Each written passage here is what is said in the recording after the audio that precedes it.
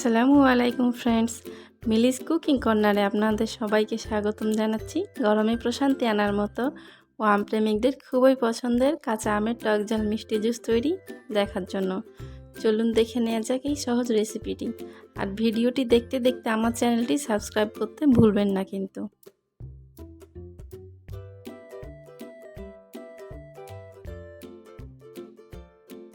আমের জুস তৈরির জন্য আমি একটা বড় সাইজের কাঁচা আম নিয়েছি।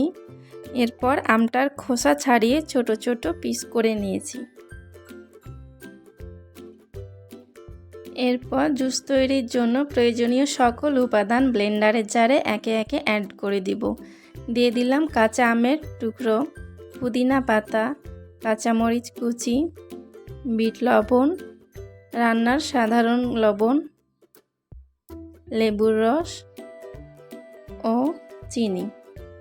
অনেক সময় দেখা যায় ব্লেন্ড করার পরও চিনি গলে না, তাই আমি চিনিতে কিছুটা পানি দিয়ে গলিয়ে নিয়েছি। এরপর 1 গ্লাস মতো পানি দিয়ে সব কিছু ভালো করে ব্লেন্ড করে নিব। কাঁচা আম যেহেতু একটু শক্ত হয়, তাই বেশি পানি দিলে আমের টুকরোগুলো মসৃণভাবে ব্লেন্ড হবে না। তাই আমি প্রথমে 1 গ্লাস পানি দিয়ে ব্লেন্ড করে নিব, যেন সুন্দরভাবে ব্লেন্ড হয়ে যায়। দেখতেই পাচ্ছেন খুবই ভালো মতো ব্লেন্ড হয়েছে। জুসটা অনেকটাই ঘন হয়ে রয়েছে, তাই পছন্দ মতো ঘনত্বের করার জন্য আমি আবারও 1 গ্লাস ঠান্ডা পানি দিয়ে দিলাম। আর জুস তৈরির সময় অবশ্যই ঠান্ডা পানি ব্যবহার করার চেষ্টা করবেন। জুস তৈরির কোনো উপাদানের পরিমাণই নির্দিষ্ট নয়, আপনারা চাইলে আপনাদের পছন্দ মতো উপাদানগুলোর পরিমাণ কম বা বেশি করতে পারেন।